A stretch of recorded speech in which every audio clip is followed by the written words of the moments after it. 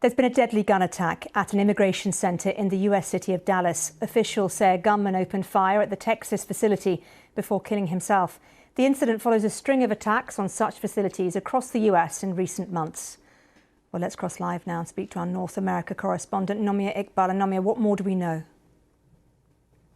Well, the FBI has said that on the casings of the bullets, there were anti-government messages. But despite the FBI saying that, officials are saying they don't know the exact motive.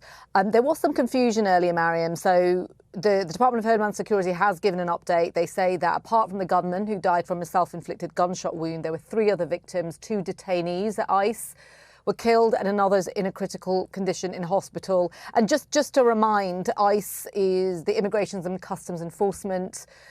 It's the US federal agency, primarily responsible for enforcing US immigration laws. There's a lot of controversy around their tactics at the moment, and it's led to many politicians, particularly on the right, the Republicans, saying that there needs to be a toning down of the temperature when it comes to ICE. But as I say, there hasn't been any, we don't know yet exactly what the motive is of the shooter.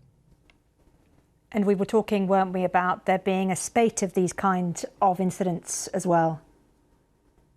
Well, this facility, actually, back in July, there was an incident where a man was arrested for trying to go in with, well, he said that he had, just looking at the details now, that he had tried to bomb the facility, and 10 people have been charged in connection with that. But, you know, overall, ICE, as I say, has been a very controversial agency in this country.